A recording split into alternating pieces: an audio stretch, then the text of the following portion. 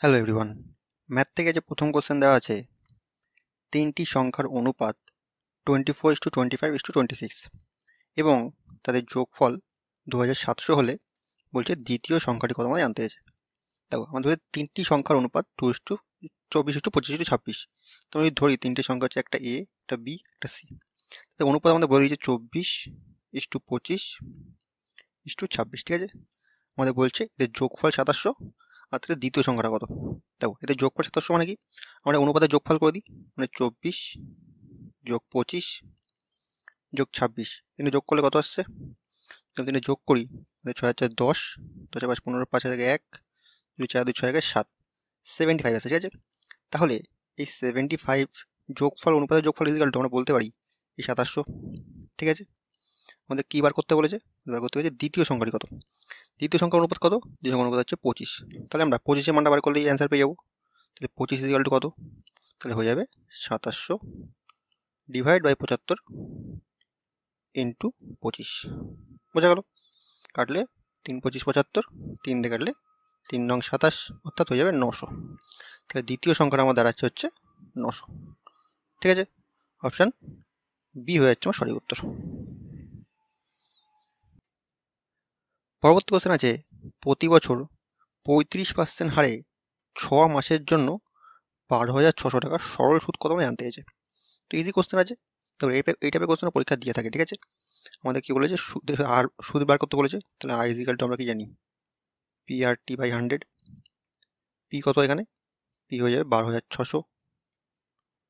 আর কত, আর বলেছে 35%, সরি এটা ঠিক করলি একটু, 12,600 আর বলছে 35%।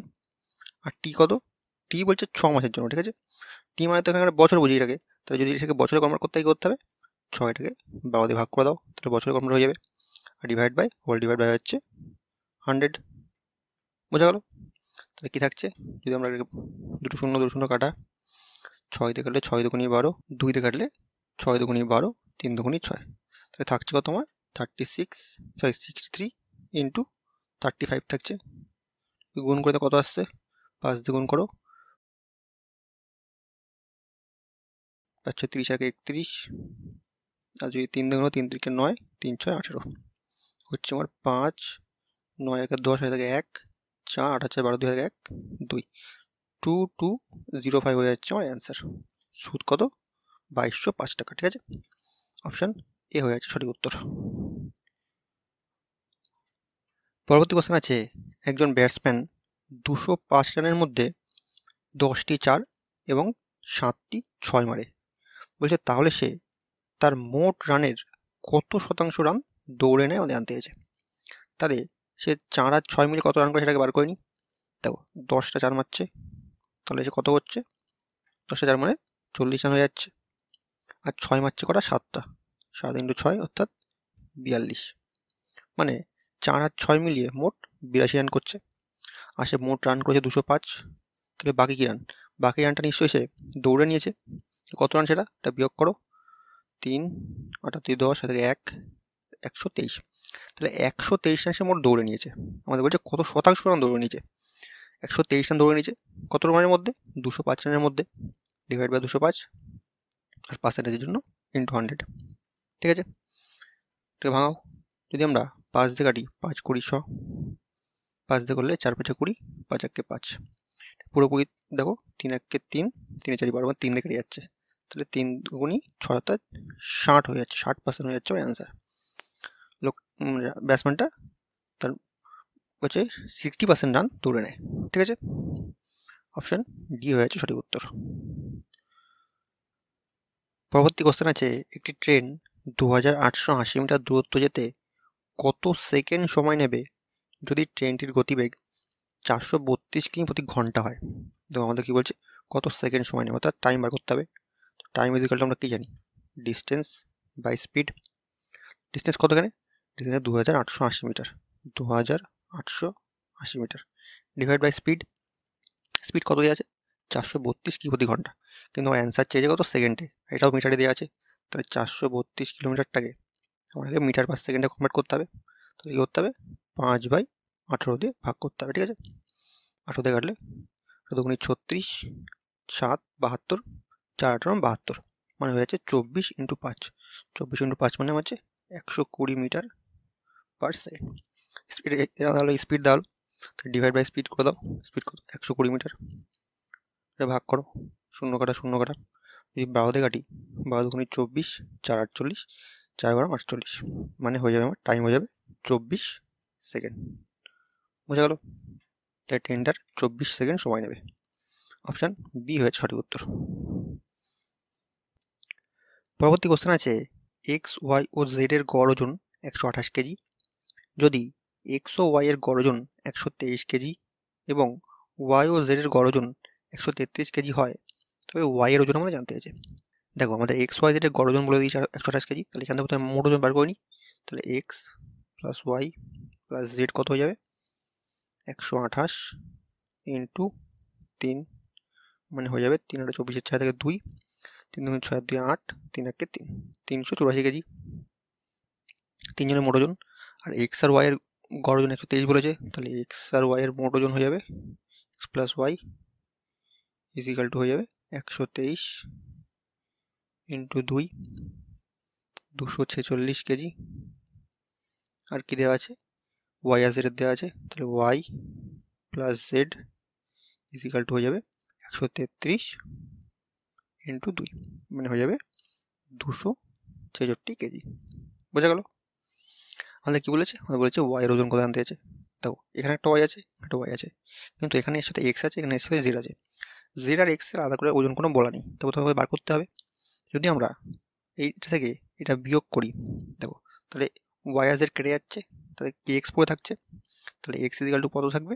384 থেকে আমরা 266 বিয়োগ করে দিই, থাকবে 8 8 14 থেকে 1, 7 থেকে 8, 2 থেকে 3, 118 কেজি। এটা সমান করি এক্সের ওজন। এবার এখানে মানটা বসিয়ে দাও, এক্সের মানটা বসিয়ে দাও, তাহলে হয়ে যাবে।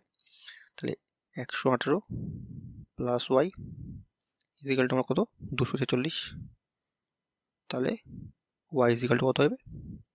246 মাইনাস 118, বিয়োগ করলে তোমার থাকছে হচ্ছে 8 আর 16 6 থেকে 1, 2 2 আর 2 4, 1 আর 2, 128 কেজি।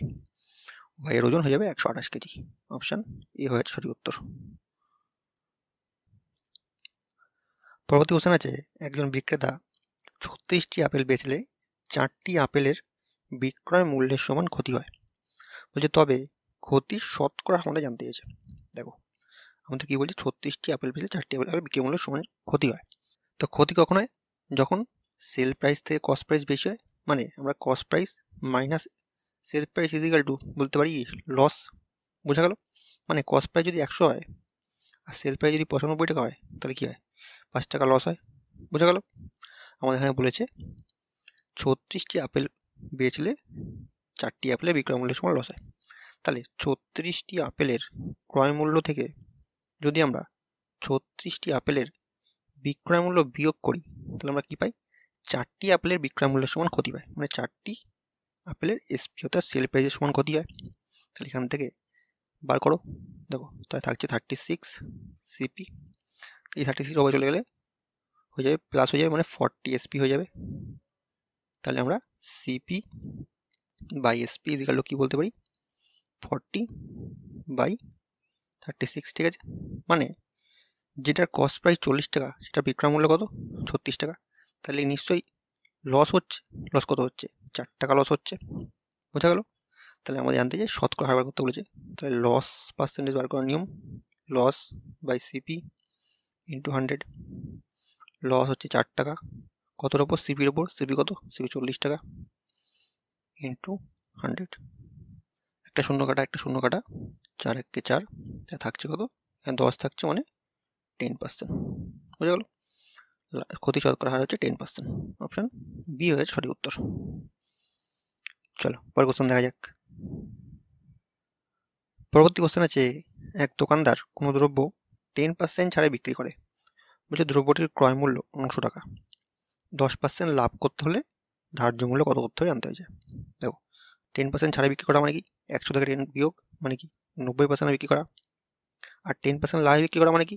100-র সঙ্গে 10 যোগ, মানে 110-এ বিক্রি করা। ঠিক আছে? এবার এই দুটো থেকে আমরা ভগ্নাংশ নিয়ম অনুযায়ী দুই টাইপের ভগ্নাংশ তৈরি করতে পারি। একটা হলো 90/110, একটা কি 110/90।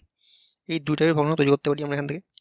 আমাদের ক্রয় মূল্য বলে দিয়েছে, অর্থাৎ সিপি কস্ট প্রাইস বলে দিয়েছে 900 টাকা। আমাদের বার করতে হবে এমপি মার্কেট প্রাইস, ঠিক আছে। এবার আমাদের জানতে হবে কস্ট প্রাইস বড় হয় না মার্কেট প্রাইস বড় হয়। তো সবসময় মনে রাখবে কস্ট প্রাইসের থেকে মার্কেট প্রাইস সবসময় বড় হয়, কারণ যে দামে আমরা কিনি তাতে বেশি দাম সবসময় বেচি, তাই মার্কেট প্রাইস সবসময় বেশি লেখা হয়। তাহলে যেহেতু আমাদের এমপি বার করতে হয়েছে, মার্কেট প্রাইস বার করতে হয়েছে, সেই জন্য আমরা এই কস্ট প্রাইসের সাথে বড় ভগ্নাংশটা দিয়ে গুণ করব। বড় ভগ্নাংশ কোনটা? এটা গুণ করব, তাহলে আমাদের অ্যান্সার বেরিয়ে যাবে 90। কাটি, তাহলে কত হয় 10 থাকে, মানে হয়ে যাবে 1100। তাহলে ধার্য মূল্য কত করতে হবে? 1100 টাকা। অপশন বি হয়ে সঠিক উত্তর।